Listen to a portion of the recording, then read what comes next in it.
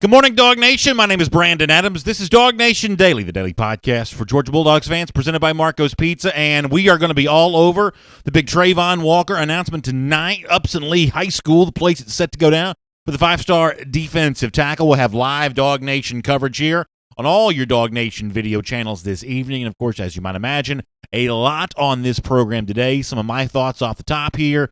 Jeff Sintel joins us for our Marlowe's Tavern Tell-All. We're going to cover this really from every base. And in kind of keeping with the theme of defensive linemen, I've actually got a couple other UGA defensive linemen I want to talk about on today's show. We think we're going to have a really good time.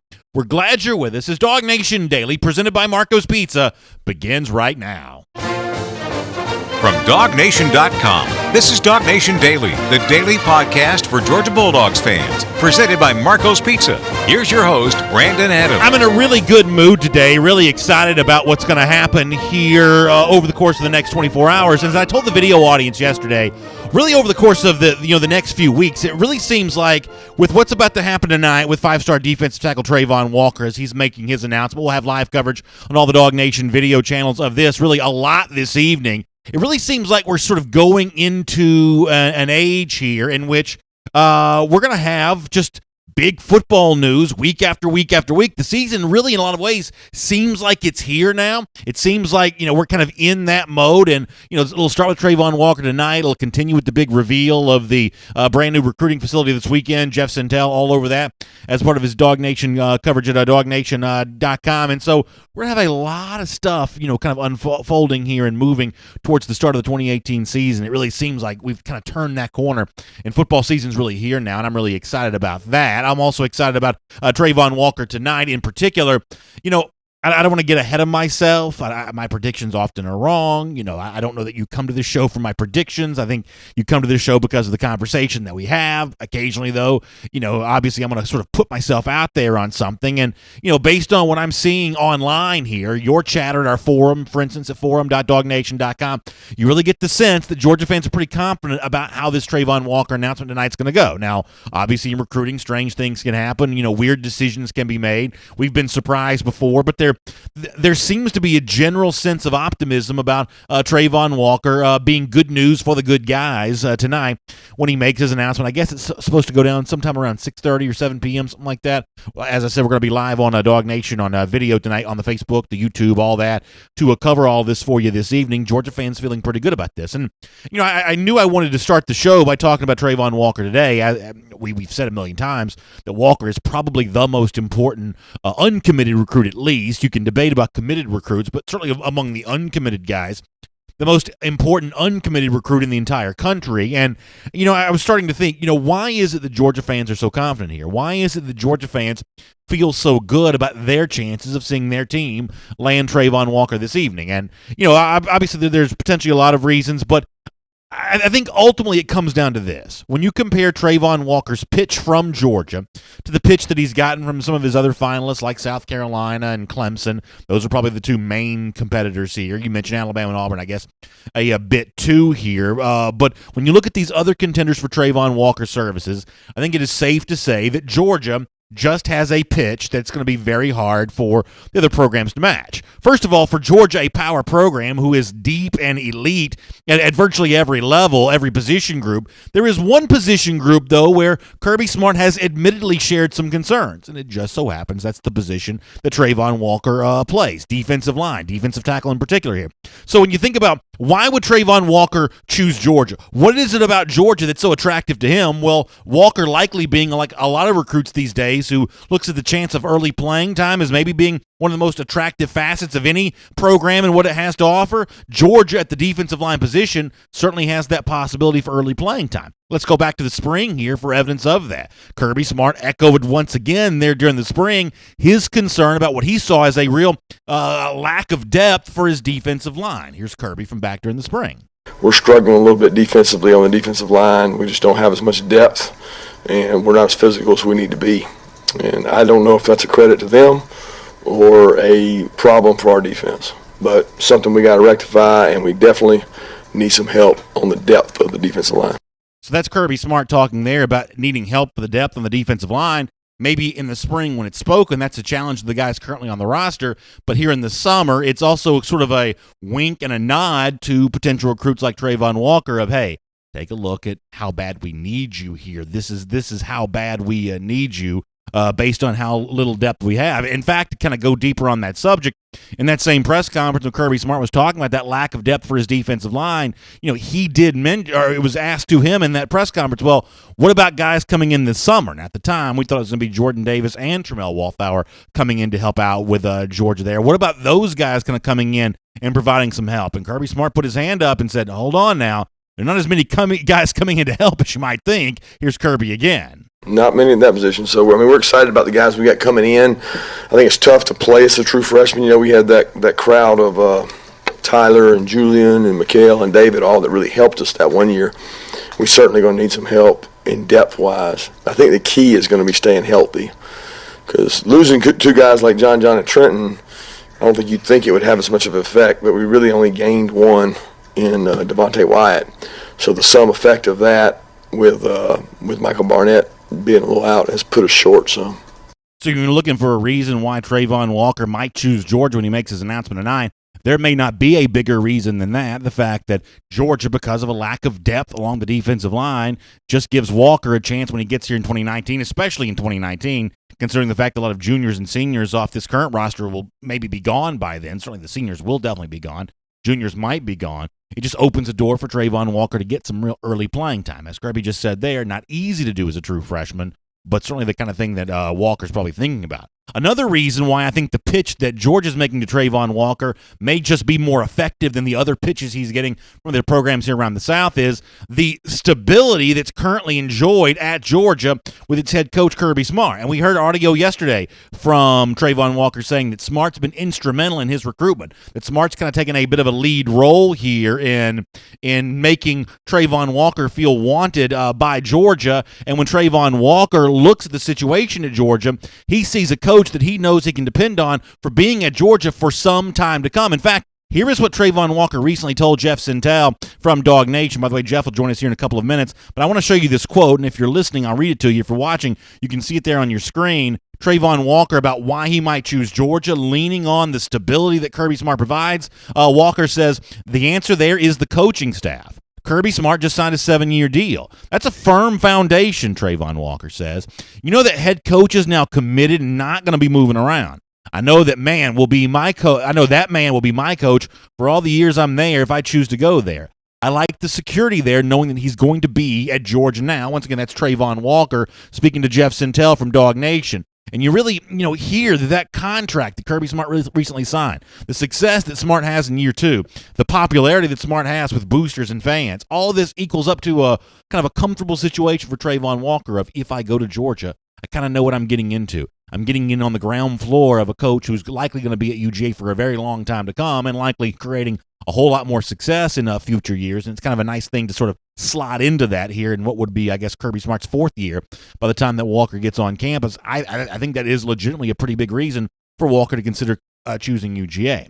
The third reason, and this is either the most important reason or maybe it's not an important reason at all, sort of depends on your perspective on this, but Walker from Upson Lee in Thomaston, Georgia, gets a chance tonight, maybe if he were to choose to do so, to become a hero for his in-state school. And there is just a real price that comes along with that. There's some prestige that comes along with that.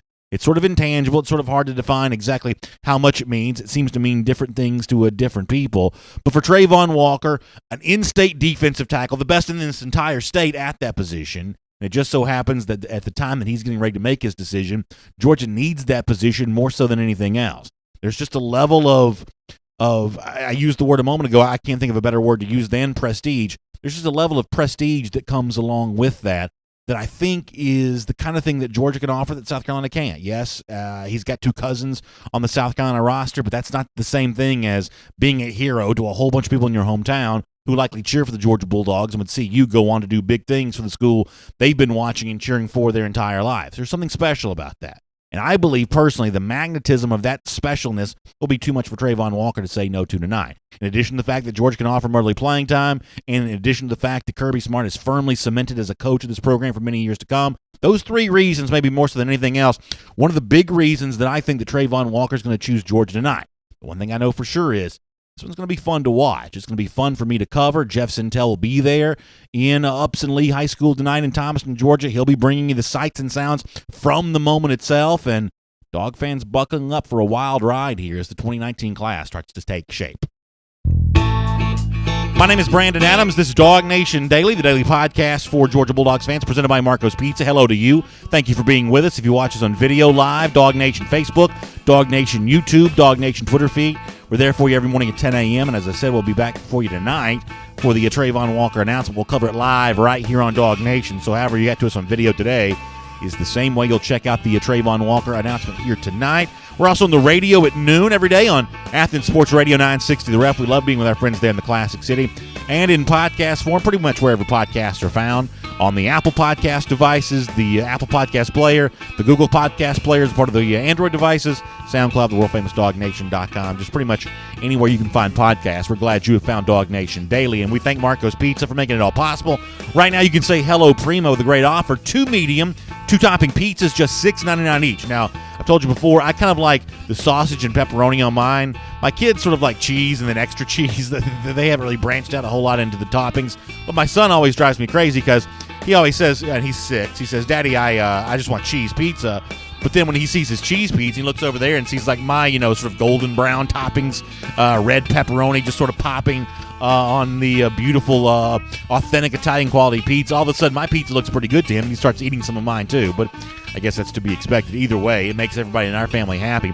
Great offer. Go to Marcos.com to find the Marcos nearest you and find out how you can really sample that great, authentic Italian quality pizza made every store, every day, the Italian way. We will get Jeff Sintel here coming up in just a moment. Before we do that, though, there are a couple of points that I want to make in addition to the Trayvon Walker story when it comes to Georgia defensive linemen. A couple of these things have been sort of rattling around in my brain a bit. We had various guests that have brought these things up over the last few days, and I wanted to at least spend a minute talking about this as we kind of get ready for the start of practice here, which will be right there at the beginning of August. We haven't heard the official announcement yet, but it's coming here at any given moment. In fact, by the time you hear the show, maybe Georgia's already sort of cleared that up and let us know what's going to happen with that.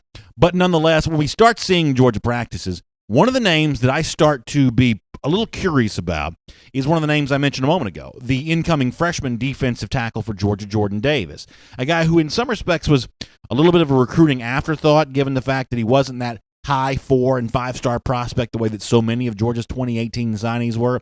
Jordan Davis wasn't really like that necessarily, but there is at least one Georgia Bulldog who's pretty impressed with the workouts that Jordan Davis has already been a part of this summer. Let me show you what Jonathan Ledbetter, the Georgia defensive end and one of the real leaders for this Georgia team this season, let me show you what he had to say about Jordan Davis at SEC Media Days. Now, to be clear here, Ledbetter was pretty slow to want to praise any of the true freshmen, didn't really want to talk that way about them too much, as Jeff Sintel noted at DawgNation.com, but he did have one nice thing to say about Jordan Davis. Let me show this to you on the screen. He says about Jordan Davis, Ledbetter says, he's just like a big body coming in, but he's still a little boy. It is crazy. He squats like he's a senior. I watched him do 5 plates. That's 490 pounds, Jeff Sintel explains, the other day when we were squatting, and he's lifting it up like he has got marshmallows on his back. It's just crazy.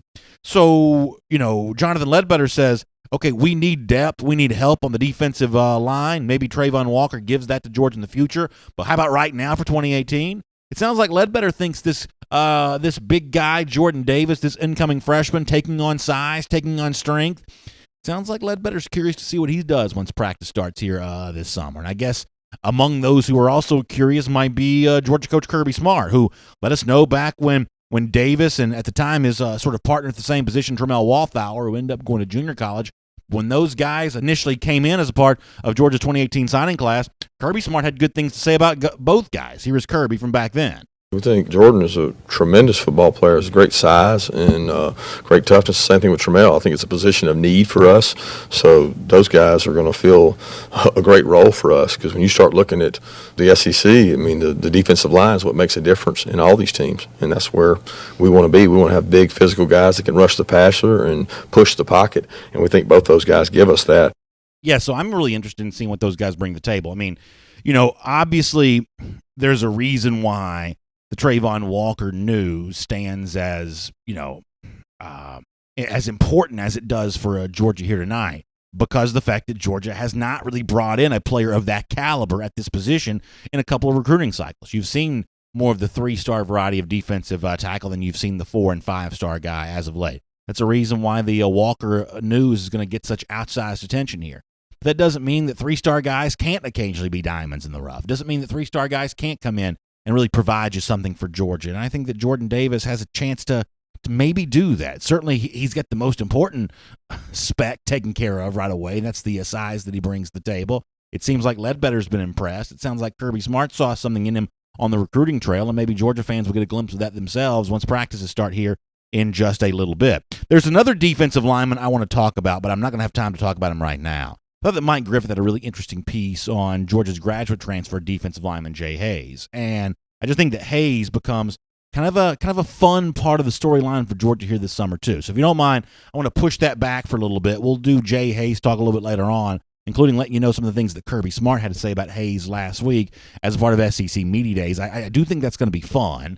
But for now, though, we need to get ready to shift gears. Here on our program, the man of the hour in many ways is the 5-star defensive tackle Trayvon Walker. The future of Georgia at that position, maybe, if he chooses the Dogs tonight. Of course, South Carolina's made its pitch, Clemson's made its pitch, and obviously Walker's got a lot to sift through here as he gets ready to make his announcement. A guy that's going to be on hand and on the scene for that this evening is our buddy Jeff Sintel. Let's talk to him right now. From Athens and across the SEC or wherever the recruiting trail may lead, here's a DawgNation.com insider. Time for Marlowe's Tavern Tell-All here with Jeff Sintel on this Tuesday here on a DawgNation Daily. And Jeff, I said this off the top of the show that it sort of feels like we've kind of turned that corner of, sort of speculating about what big news might be. Now we're kind of in a rhythm where I think we're going to get a lot of big news over the course of the next few weeks. It seems like there's some recruiting dominoes very close to getting ready to fall. And then at that point in time, the season will be upon us, and obviously it'll be 100 miles an hour after that. It sort of feels like we're kind of finally here, doesn't it? Brendan, I would say this is the appetizer to the 2018 season, and good morning to everybody out there. Hope everybody didn't get rained on too much last night. I would say this would probably be a pretty fitting appetizer, and there will be news one way or the other coming over the next few weeks. So I want to try to dissect as much as I can on this Trayvon Walker stuff with you, and I guess let me start with this. I thought that Walker gave some really interesting quotes to you at DawgNation. It's been a few days ago now. Really fascinating piece, and at the time, Walker's mindset seemed to be more like there was a chance that his decision was going to actually come somewhere in like the middle of his senior year, maybe even if I'm remembering correctly, all the way into October. He was considering taking this thing out, and all of a sudden there's sort of an about face on that, and now the announcement comes tonight here before the senior season begins. What is with the acceleration of the timeline from Trayvon Walker here? Well, Trayvon told me at the opening in Texas that this is only Brandon where the dead period allows some serenity, I guess, for a lot of these recruits. And what Trayvon was able to do is he was able to sit back, chill. Not as much communication, no trips needed to be taken. He could focus on maybe some of his high school sports team and those competitive aspects. And he said it gave him a lot of time to think about his decision.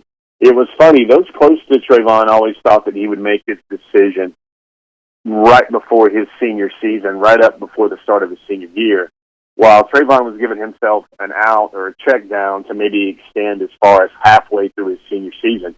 Whatever the reasons, he's found clarity over the last 3 weeks, and he is now ready to make this college decision known. And I think it's pretty interesting, at least the way I saw it, that everybody was going to want to know where he was going to be at this weekend, even if he planned to make a trip. Clemson has a cookout. I think Auburn has a thing. Georgia has this little thing called Reveal. We might have talked about it a couple of times so far on this program. So I think maybe this will allow him to make his answer known a few days early about when or if any travel plans he's hoping to make this weekend. I thought you got a really interesting piece at DawgNation inside the Trayvon Walker article that I just referenced a moment ago, kind of comparing his recruitment to the recruitment of Rick Sandage a year ago. Sandage, who a little bit like Trayvon Walker, was choosing between South Carolina and Georgia, ultimately chose South Carolina because I think it's fair to say the individual attention he got from Will Muschamp. The head coach of the Gamecocks made him feel like a priority. Now, you had an interview with Trayvon Walker back in March where Walker said some of those same things about Kirby Smart, that Kirby Smart was texting him a lot, that stopping by, I believe he means at his school, Upson Lee, to see him a lot, that Kirby Smart, the head coach of Georgia, had made Walker feel like a priority. Is it fair to say that Smart has done for Trayvon Walker what Will Muschamp did for Rick Sandage? Well, I think that's fair, but the thing with Sandage and Muschamp is it wasn't just Muschamp. It was the strength coach. It was the defensive line coach. It was his area recruiting coordinator. It was the sports and nutrition staff. It was the strength and conditioning coordinator. It was the academic support specialist that will have his degree future in their hands during his time in Columbia. It was more like South Carolina threw 15 to 20 names into the fray with Rick Sandage that they all knew him and his family very well.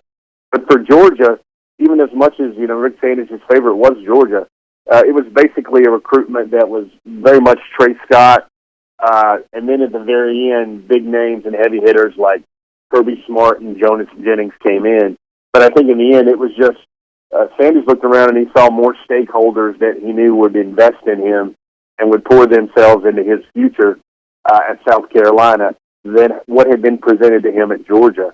And I think with Trayvon, I think it's a matter here of I'm going to take him at his word for what he said to me at the opening in Texas earlier this month.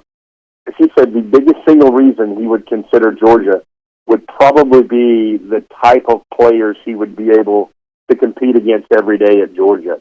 That might be the second-team offensive line, might be the second-best offensive line in the SEC East, and he knows he would not just have to rise above accomplished defensive linemen at Georgia, but he would also have to rise above accomplished defensive linemen against a very stern test every day in practice with a lot of five-stars, even on the second team at Georgia on that young offensive line. This is potentially irrelevant based on whatever Trayvon Walker does this evening, but Jeff, why was it, if you want to go back to a year ago, that Walker was apparently close to committing to Clemson? If this is an elite defensive tackle prospect, how did Clemson get in on Walker that early, and how was it that Clemson was almost on the verge of getting a commitment? Maybe that's the wrong wording here, but certainly the relationship was really strong between the program and the player.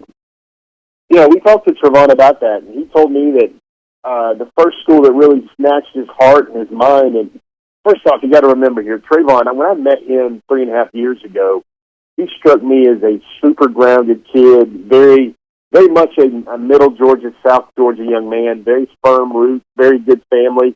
Trayvon's the type of guy that polices his parents about what time they're coming home, making sure that they're driving safe. He's a very well-rounded kid, and for him to sort of feel that type of way about Clemson was very interesting. He told me that was the first school where he really seriously thought this could very well be the place. I don't know if it was the slide or the all the many things they have there at Dabble World that really can attract a young man's eye, but Clemson was a school that lodged itself very firmly, very firm, strong impression right out of the gate with Trayvon Walker. And that was one of those schools that Georgia and South Carolina have to deal with, especially for a marquee recruit. I don't know how many people are really aware of this, but not only is he the nation's number 2 defensive tackle and about number 24 or so overall, but that's on the 24/7 Sports composite. Right now, on 24/7 Sports, a very well-respected scouting organization, they have him now, after the opening, as the number 1 player in Georgia, and they even have him higher rated than Jaden Hazelwood. And should he choose Georgia on the 24/7 Sports pure scale, the only player rated higher than Walker, who comes in at number 7 overall for the Georgia board, would be Nolan Smith at number 1 overall. So this, you can say all the things about Trey Scott. You can say all the things about the 5-star, the need for the marquee defensive tackle, the in-state recruiting. Trayvon Walker, should he choose Georgia later today, would become the second highest rated kid on the board for the 2019 class. It's our Marlowe's Tavern Tell-All here with Jeff Sintel. We do it every Tuesday on DawgNation Daily, and you all know I'm a big fan of Marlowe's Tavern. Jeff is too. And right now for that summer special menu, you talk about a great night out, you and your significant other. I love the Kansas City ribeye that's on the menu right now at a Marlowe's Tavern. It comes with a twice-baked potato and some wonderful grilled asparagus. I want you to pair that with the Marlowe's Tavern exclusive. You can only get this at Marlowe's Tavern. They've teamed up with Scofflaw Brewing Company for what's called the Blind Side Ipa. It's a special IPA that you can only get at Marlowe's Tavern. It's the kind of sort of chef-inspired food, local brewery connection, really, craft cocktail. I mean, Marlowe's Tavern is just a great, great place to get dinner, and I don't know that anything is sort of more better embodied by that than that great Kansas City strip steak, the Blind Side IPA, twice baked potato. It's right there for you at your local Marlowe's Tavern. We love Marlowe's. Text the word Marlowe's to 24242, and you become a Marlowe's Insider today to find out more about what's happening at the Marlowe's closest to you. Jeff, let me change the subject here off of Trayvon Walker for a moment. Of course, you'll be in at Upson Lee tonight. We'll have DawgNation coverage on video on all the various DawgNation video channels. But for a moment, let me hit on a couple other recruits here kind of quickly. And let me start with John Emery Jr. There's a lot of internet chatter coming out of Louisiana that LSU is turning up the heat on Emery here. Obviously, that's a running back we've talked about a lot. It sounds like LSU really does not want to see this young man get out of the state. Is that kind of the chatter you're hearing, too, that LSU's putting up a pretty big fight on Emery at the moment? Yeah, man, Brandon, this thing is going to go several rounds. Let's go back to the genesis of the John Emery Jr. recruiting, and that was Georgia giving him his first offer. But definitely of late, and Del McGee is doing Del McGee things here. He has not let up at all. But of late, at least going back to May, June, July with the news cycle, you have Mississippi State as a team that has kind of established itself as the most attractive to John Emery. He was planning on doing a July 7th decision commitment. He backed that off, and I think one of the schools that really impressed upon him to back off that July 7th commitment was Georgia. LSU was also in the running there as well, but now home state LSU, has picked up a lot of those crystal ball mojo, that momentum that everybody looks to point to today about foreshadowing about a recruit's decision. We remind ourselves that he does plan to make his decision before his senior season. And John Emery Jr. Is a guy that I think I wrote this at the opening when I had my ability to size up a lot of guys. I think there are 4 names Georgia would love to add for its one running back slot potentially in 2019. Those are Trey Sanders and Noah Cain. But over the summer, maybe since May, June, it has become clear to me that LSU commit Ty Davis and also John Emery Jr., 2 backs out of Louisiana, look to me to be as good of a fit for Georgia as any running back in the class of 2019. And Ty Davis will be at Georgia on Saturday this weekend. If you guys want to know a lot of names on the reveal that will be attending the reveal, now there's a reminder, there's a camp on Friday, kind of a traditional camp. And then Saturday is more of a presentation premiere event as Georgia unveils its new lockers, its new recruiting lounge, and the recruits get a taste of what all those new improvements look like for the West End Zone as part of that $65 million price tag. And there's a lot of RSVPs already that we put up early this week on the DawgNation forum. We started doing that, I guess, sometime last night. Yeah, I want to actually tell people about that, and it's kind of funny. We've obviously done this now a million times together. You knew exactly where I was going next, because I do want to talk to you about Ty Davis here for a moment. And for the people who are not aware, if you go to the forum at forum.dawgnation.com, Jeff, you've actually done a great piece of content here where you're updating the visitor list for this big reveal, West End Zone recruiting facility locker room reveal. You're updating information as you get it right there, and you've already posted in this thread several times. People are writing back to you. You're answering a lot of questions in there, but you can actually go into that thread and see a lot of the confirmations that you're getting, and a lot of this stuff is sort of late breaking and changing up to the moment, and you're doing a great job of keeping up within in that there. And Ty Davis is one of those names that you mentioned as being there this weekend, confirmed, I believe, and I think you may have just said this, for the event on Saturday, but maybe not the camp on Friday. But does Davis now become sort of extra important for Georgia, given the additional degree of competition that seems to be out there for John Emery right now?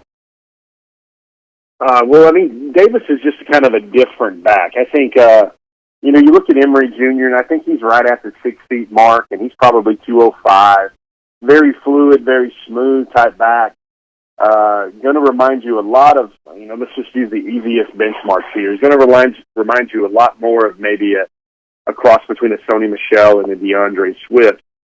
Ty Davis, on the other hand, is something that would be a massive battering ram should he choose Georgia, or should he flip to Georgia. And he told me at the opening as well that the only really school that has a good shot at any shot at all of flipping him away from LSU. I mean, he's literally 5 minutes. His high school campus is 5 minutes away from Tiger Stadium, if that, in Baton Rouge. But the only school that would have a chance would be Georgia. And can you just imagine, Ty Davis he has all-around skill, and he's very fast. He's under 11 in the 100 meters. But he is a guy, 225 already, that would just wear on guys in the fourth quarter. That big Georgia line would just be force of will for 4 quarters on the opposing defensive line, and then Georgia starts hitting them with that big 225-pound back.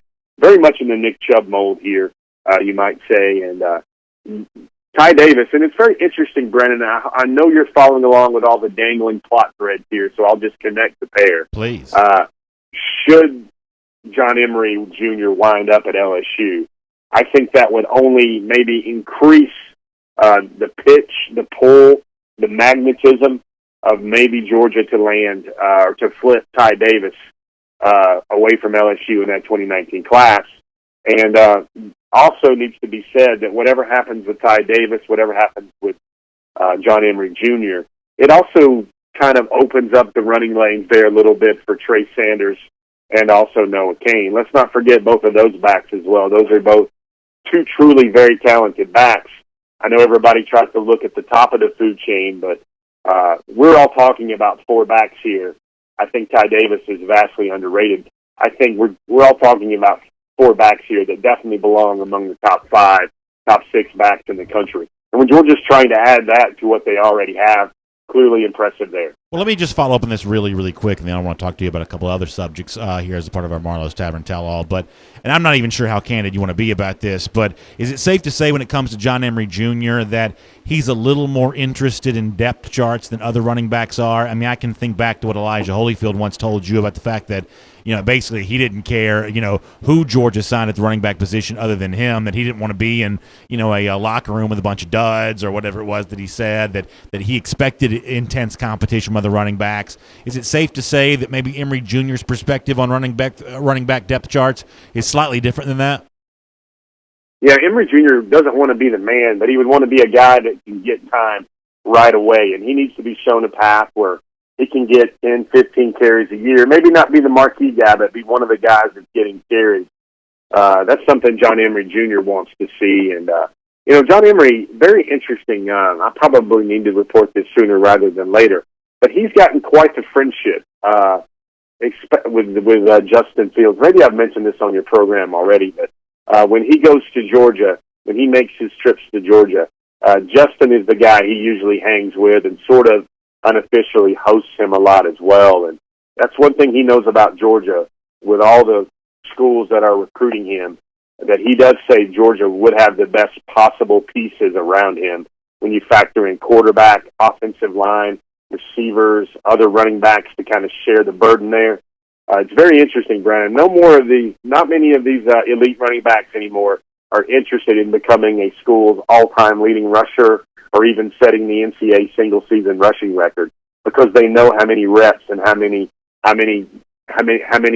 dings it's going to take on their body for someone to accumulate that sort of mass yardage feat. Yeah, without a doubt, that's really well said. All right, a couple quick issues, and then we'll let you go. Nakobe Dean, as you reported at the forum at forum.DawgNation.com, the five-star linebacker not coming to the reveal this weekend. Does that mean anything to you one way or another that Dean won't be there? I think he's got a conflict with his high school team there. I don't think it means much at all. Nakobe is going to be at Georgia later this year on an official visit. I just think that right there, Georgia's not going to get everybody they want. I mean, there are definitely some names in contention there that it will be very interesting to see where they wind up.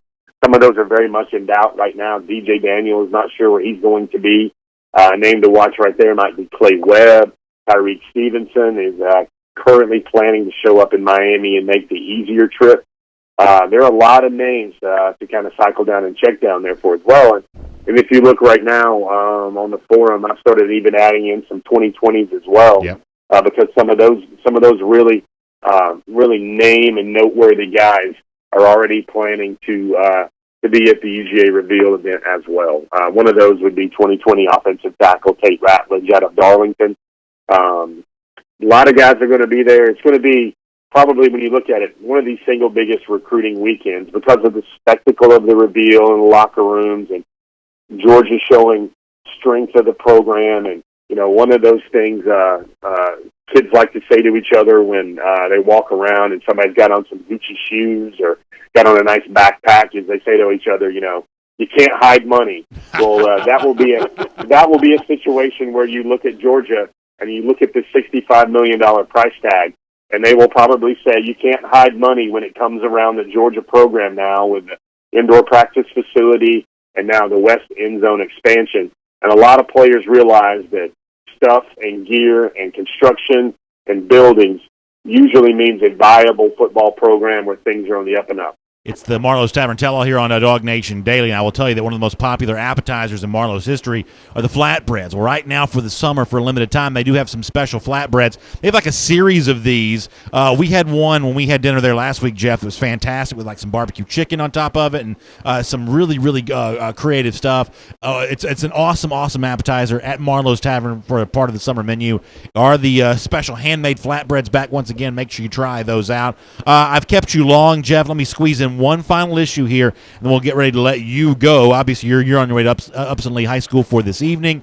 Timon Mitchell is a defensive lineman who, frankly, is a relatively new name for me. It's a guy that you've written about at DawgNation.com, and it sounds like, from a Georgia fan's perspective, maybe this is a guy that we ought to take some time to get to learn here a little bit. Could you tell us a little bit about Mitchell? Yeah, take some time and get to know that name. There are a lot of reasons. He'll be at the reveal on Saturday. That's Georgia in his top three. He will give Georgia an official visit. He's also a guy that Bill Norton, who will be at the reveal. I'm not sure about whether he'll have red hair or not. Currently tells me he will not dye his hair red, and that's a very Bill Norton type question to ask if you know Mr. Norton at all.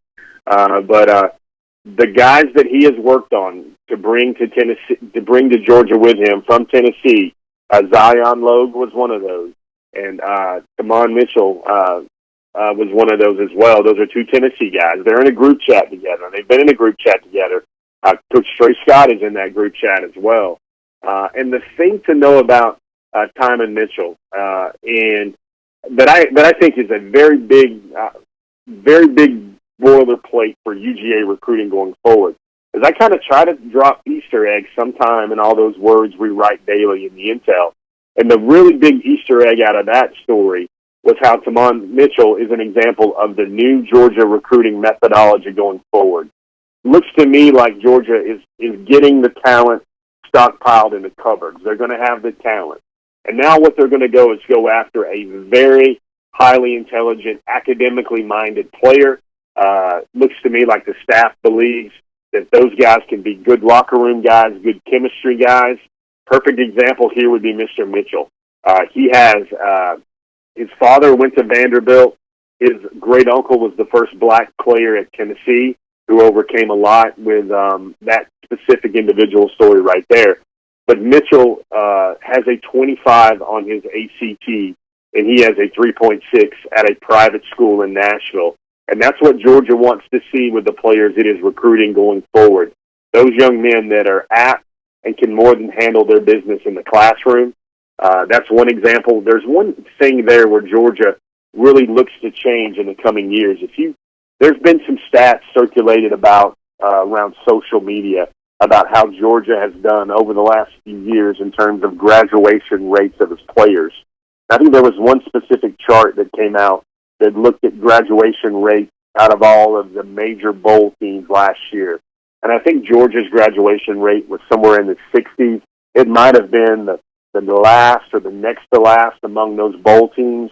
And I do think that the staff will try to move forward and recruit those highly intelligent, great ACT guys, maybe the type of guys that have the opportunity to go to a Michigan, a Notre Dame, a Stanford, a Vanderbilt, and a Virginia.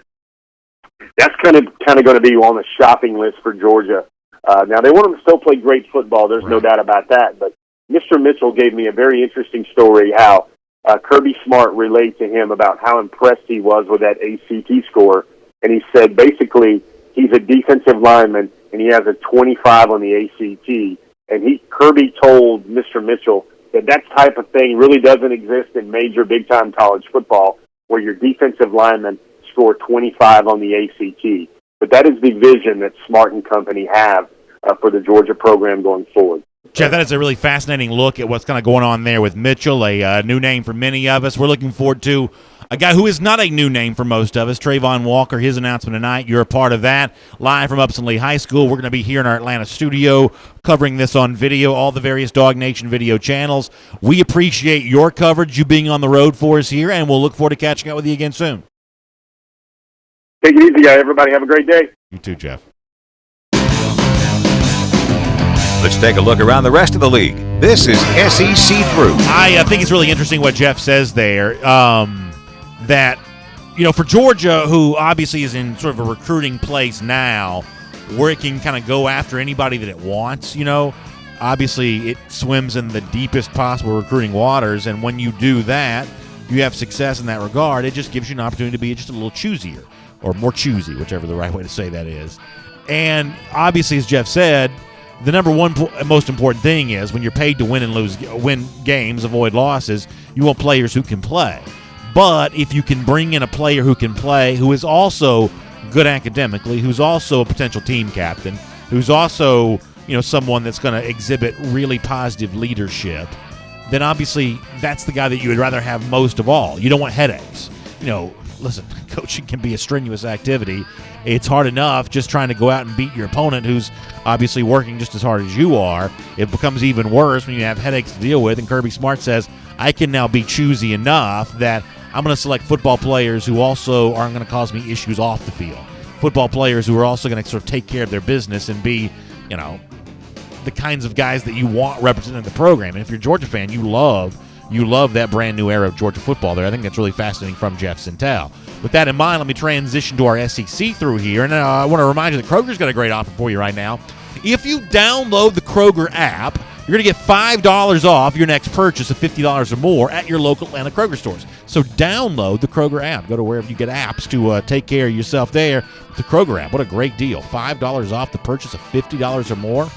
For those of you at your Atlanta area Kroger, really good stuff there. Speaking of headaches caused by off-field problems, Tennessee coach Jeremy Pruitt's got some to deal with. VolQuest, the first to report this. Ryan Claxton, the defensive line we told you about a few days ago, facing some criminal charges stemming from a fight with his girlfriend or an argument with his girlfriend, whatever the most appropriate word to use there is. He was initially suspended from team activities. He's now been dismissed from the Tennessee program. This is probably, to be frank, not a huge loss for Tennessee. Thaxton really didn't play anything to speak of in his freshman season 2017. I don't know how big of a part of the plans he would have been for Jeremy Pruitt here in 2018. I think new coaches generally like to sort of lay a foundation for this is how discipline's going to be handled. I think they got a chance to do that with Ryan Thaxton here, so this is probably sort of a as expected outcome for Thaxton given the charges that were against him. Obviously, he has a chance to defend himself in a court of law, but it looks like his time as a Tennessee football player is coming to an end here. Speaking of Tennessee, something else I wanted to get to, kind of an interesting tweet here from Wes Rucker, a guy that covers Tennessee football, with a quote from Eli Wolf, the tight end, who's one of the leaders. Let me read this to you from Eli Wolf here, the Tennessee tight end. Wes Rucker quotes him as saying, and this is all sort of stemming from the criticism of Jeremy Pruitt last week at SEC Media Days, the fact that he was, what was the word that Aaron Murray used, the former Georgia quarterback, called him disrespectful. Pruitt said that he was, sort of unfit to be a head coach, saying he's not really that CEO type person. Well, Eli Wolf's response is quoted by Wes Rucker here. If your coach is honest and shows you respect, you're going to be honest and show respect back to him. As of right now, none of us have any reason not to respect Jeremy Pruitt, or Coach Pruitt as he calls him. It's the last part of that I think is really interesting, kind of connecting this back to what Aaron Murray said last week. Eli Wolf says, as of right now, we don't have any reason not to respect him. And there's a way of reading that makes it seem like it's almost a caveat against what might happen in the future. I don't think that's the way Eli Wolf meant that. But the fact that Wolf's even having to talk about this right now is a problem for Tennessee. Look, the Vols were up against it in terms of, the fans revolted against Greg Schiano, I believe partially with good reason. There weren't a lot of people who wanted this Tennessee job, and some of the guys that John Curry went after, his bosses thought were unhireable. Mike Leach comes to mind here. Tennessee had to settle for who it could get, and Jeremy Pruitt is who it could get. I think that Pruitt's a good recruiter, but he's by no means a perfect head coaching candidate. We're all aware of some of the allegations that were sort of sticking to Pruitt going back to 2015. DawgNation had a lot of reporting on this at the time here. Given the potential volatility of Pruitt's personality and the intensity of Philip Fulmer's personality, a big guy who likes to sort of be in the spotlight, this could be really a intriguing situation here in the future. I saw where ESPN is teaming up with Alabama for one of these sort of all-access, Hard Knocks type shows on ESPN. Now, given the fact that it's on ESPN, it's probably not going to be quite as gritty and realistic as what you see for HBO's Hard Knocks, which covers the NFL. But, this is another example of something that I think about a lot. Georgia is trying to topple the beast in the SEC right now, which is Alabama.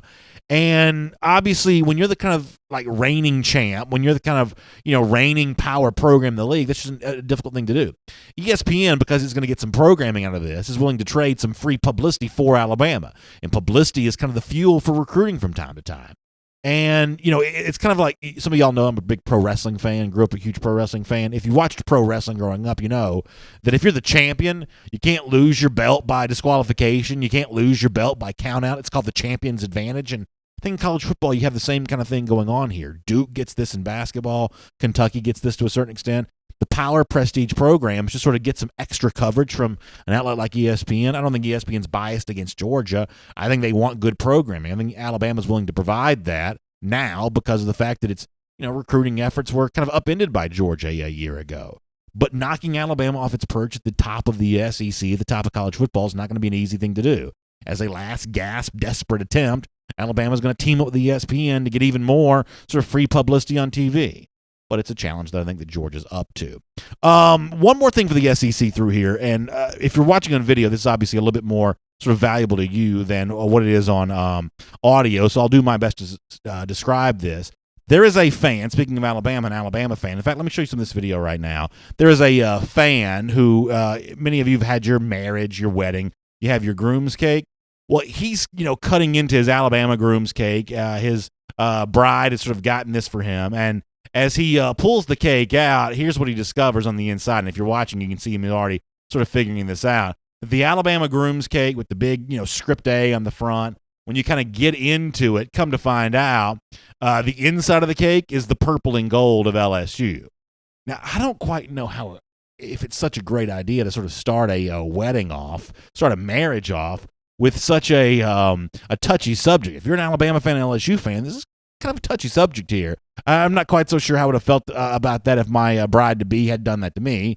Luckily for me, she is a Georgia fan, which sort of kind of brings me to the point of our Dog Day Q&A for today. I think we may have mentioned this from time to time in the past. I'm sort of curious to find out what our audience has to say today. That is an example of what you see on the license plate from time to time as a house divided. Are you a part of a house divided? Are you a Georgia fan? Your significant other cheers for somebody else?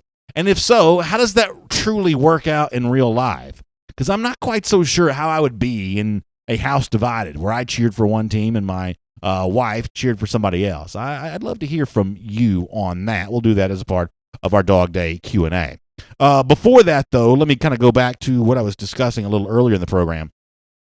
And, we talked about Georgia's issues on the defensive line. And obviously Trayvon Walker tonight may become a way in which Georgia can sort of satisfy that need for the future. But there's also kind of an opportunity to satisfy that need for the present. And I thought that Mike Griffith had a great piece up at DawgNation.com where he talked about the impact that Georgia's graduate transfer defensive lineman Jay Hayes has a chance to make on Georgia, what he has a chance to bring to the table for the Dogs. You should go to DawgNation. You should read this piece from Mike Griffith. I think it's really, really good.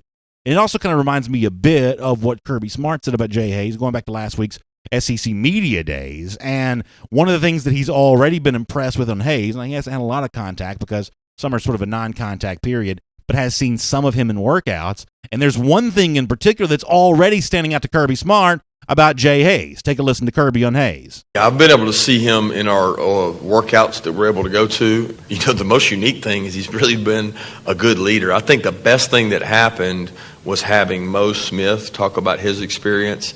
And Mo was I've never seen a leader like Mo that can come in to a bunch of people he doesn't know and get voted captain by those people he didn't know 6 months later.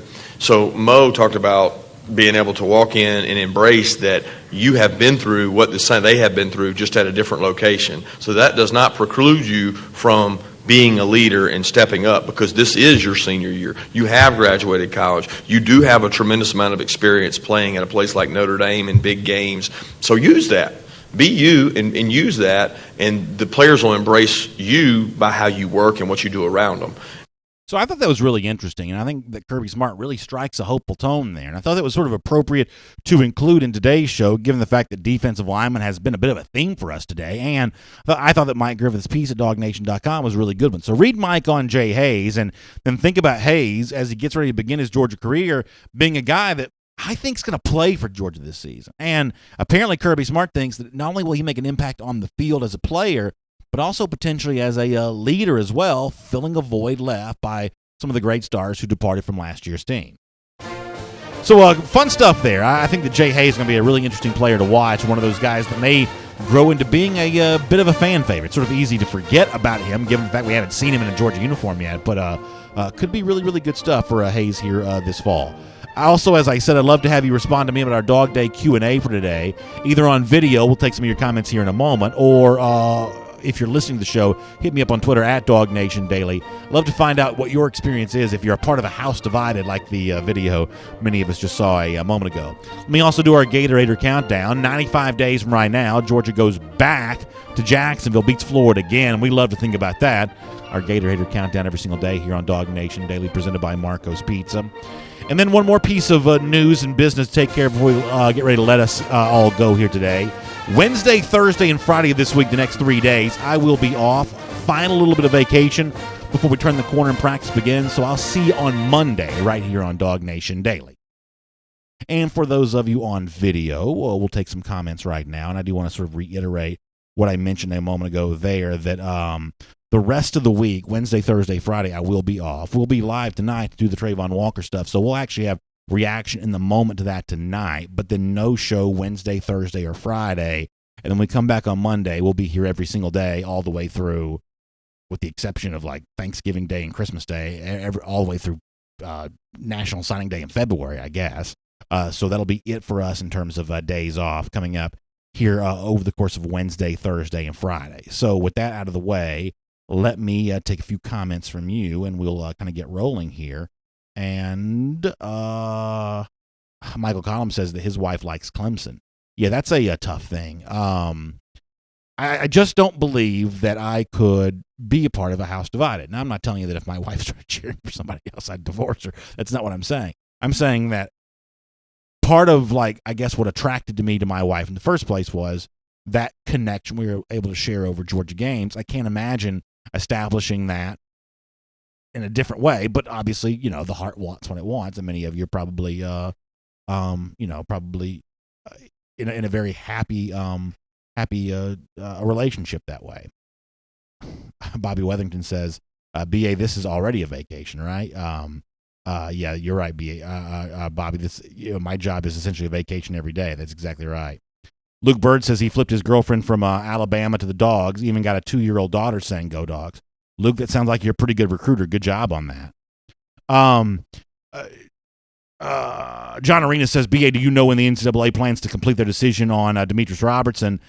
I don't know. I think there's a chance they could just sort of drop it any moment here. I guess the most generous thing to do would be to sort of drop it right there near the beginning of summer practice, which should be really in just the next couple of days here. So I think there's a really good chance this comes sooner rather than later.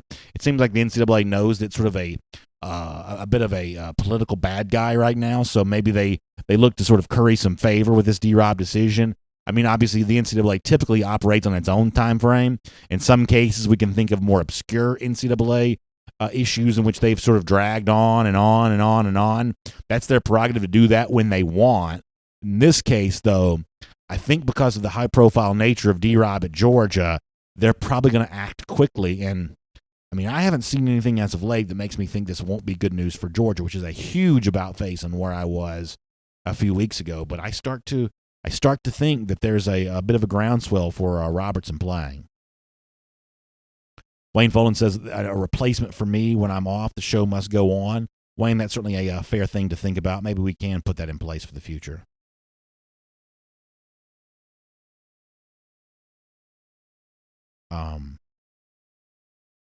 Russ Calhoun says, BA, what's the latest on James Cook? My understanding on James Cook is, and this was somewhat confirmed by Kirby Smart going back to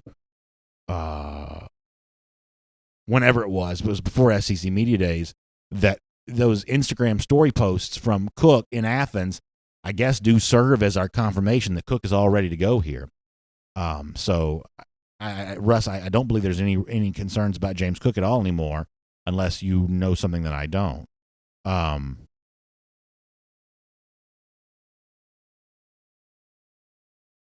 Junior Baker says, somebody call Arthur Blank and tell him to pay Julio. Yeah, that's kind of a controversy here in Atlanta. The fact that Julio Jones looks like he's going to be holding out. Although I sort of have to say I'm sort of with management on that one. I know we don't talk a lot of Falcons here in this program, but given Julio's status of holding out with 3 years left on his deal, Falcons need to manage the cap. I'm sort of pro Falcons on that one.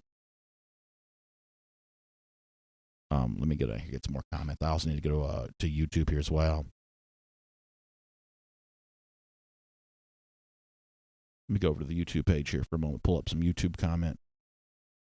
Good stuff so far in our comment section here today. Don't forget, we're live tonight with coverage of the of the Trayvon Walker announcement. Evan Barrett says, what do you think about Georgia's starting linebacking core?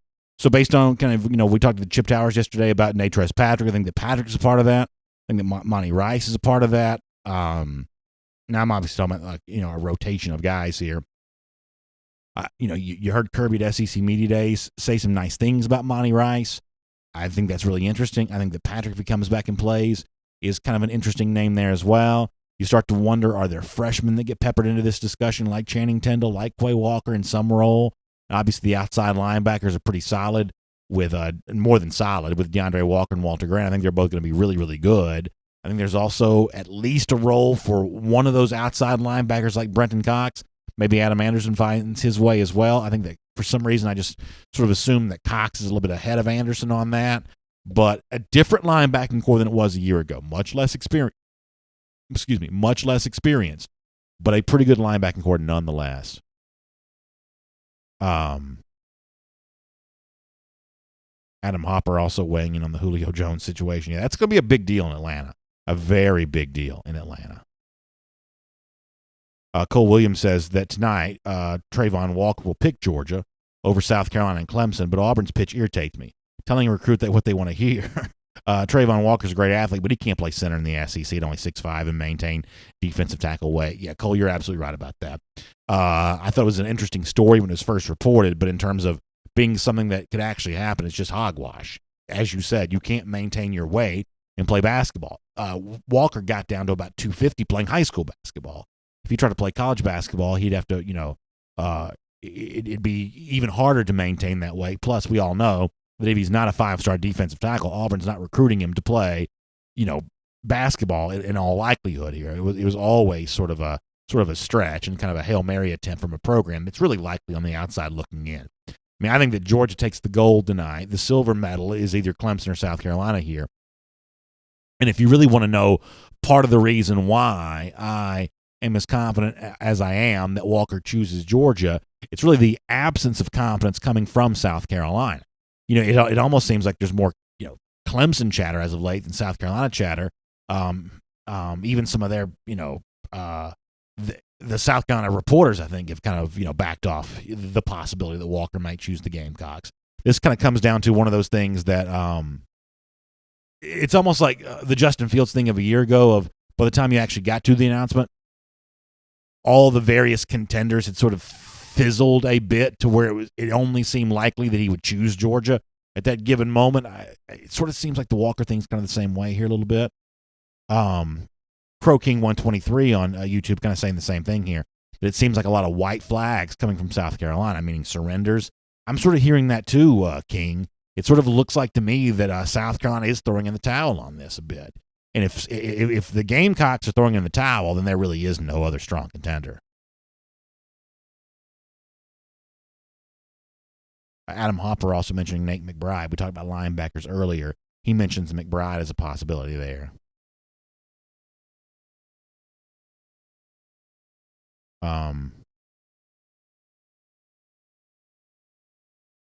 Miriam Martin Corbin says about the South Carolina game that it'll be close in the first half, but our depth and size will wear them out. I think that's probably a pretty good piece of analysis from Miriam on that. Pretty good stuff. Jeff Hensley says Trayvon Walker, if he wants to go to the next level, needs to concentrate on football.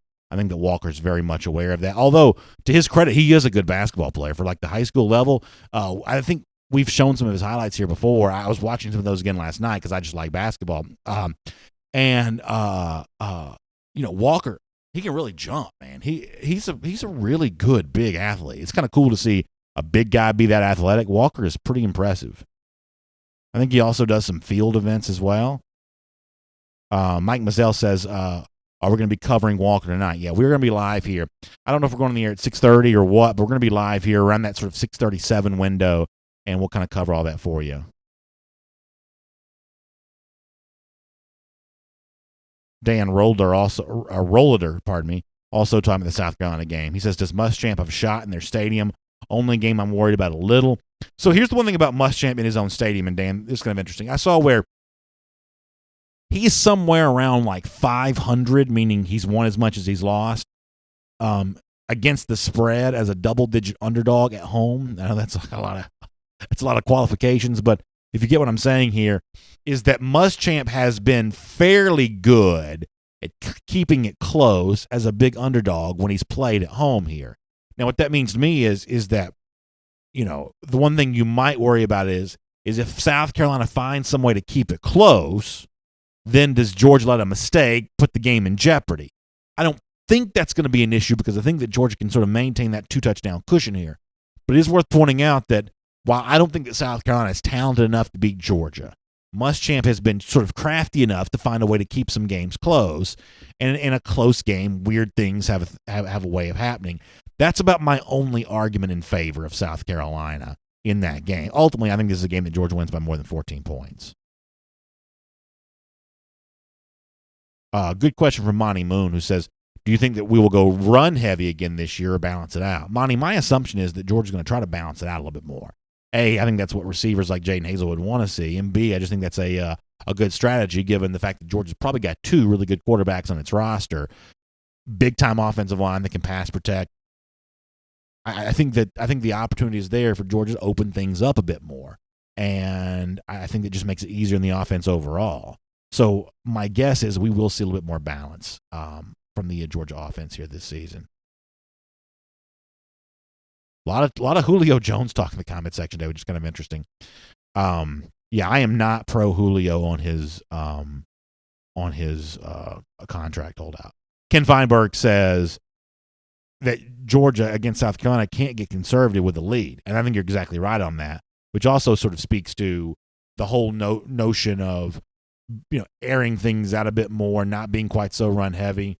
Georgia, I think, is a program this year that's going to look to, kind of exploit some things offensively. And that means even on the road against a team like South Carolina, you got to find a way to do that. to South Carolina's credit, last season, it really sold out to stop the run in the first half. You remember how physical that first half was? I mean, it really, and Kirby has talked about this, that, and this is sort of the opposite of the point I was just making, but how against an opponent like that, it may be hard to run in the first quarter, it may be hard to run in the second quarter, but they're going to stick with it and then start, hopefully exploiting that and opening up those holes more in the third and fourth quarter. And some of that happened against South Carolina a year ago where the Gamecocks were sort of selling out on the run in the first half of the game, and finally Georgia sort of leaned on its size and skill to open up some of those holes. Maybe a passing game that's a little more viable this season makes it a little harder for South Carolina to sort of like fully commit to stopping the run the way that it did a year ago. That could be kind of an interesting chess match between two good friends. Dapper Dan over on YouTube says, I worry that our run game will not be as established to give good pass protection on the road in a hostile stadium for South Carolina. I understand that concern, Dapper. I guess if that is the case, if this offensive line that I've praised so much during this offseason, can't open up those big holes right away, that'll be pretty disappointing for me. Pretty disappointing, Dan. I'll admit that. To sort of give some credibility to your argument here or your suggestion, Auburn can have that issue. If you're an Auburn fan a year ago, you were going into the 2017 season thinking our offensive line is going to be one of the strengths of this team. That's what a lot of Auburn fans would have said. And in the early going, it wasn't really the case. Now, by November, the Auburn offensive line is playing pretty well. But early in the season, they had some real issues. The 11 sacks given up at Clemson, an example of this. Sometimes I guess it takes a little while for offensive lines to gel. Georgia's going to have Andrew Thomas at a new position, a new starter for sure at right tackle. Maybe a new left guard that remains to be seen. So there's some newness to sort of work in there. But man, because they are so big and talented, I would be really, really disappointed if they're having a hard time. But you never know. You never know. It's worth thinking about. We've got to get ready to go here, and we will look forward to seeing you. As I said, pardon me for the days off, but I will be back on Monday, and after that, we're live here every day for the run-up through the start of the 2018 season and beyond into the recruiting calendar as well. It is going to be a fun, wild ride. It's going to also include practice, which is really slated to begin here. I mean, we'll get the official announcement on when it's starting here very soon, and we'll be ready to go with that. The Trayvon Walker stuff tonight, the announcement comes somewhere around, 6:45? We'll be on the air sometime around, I'm guessing about 6:30 or so is probably when we'll be on the air for all of that. So all that's going to be really fun.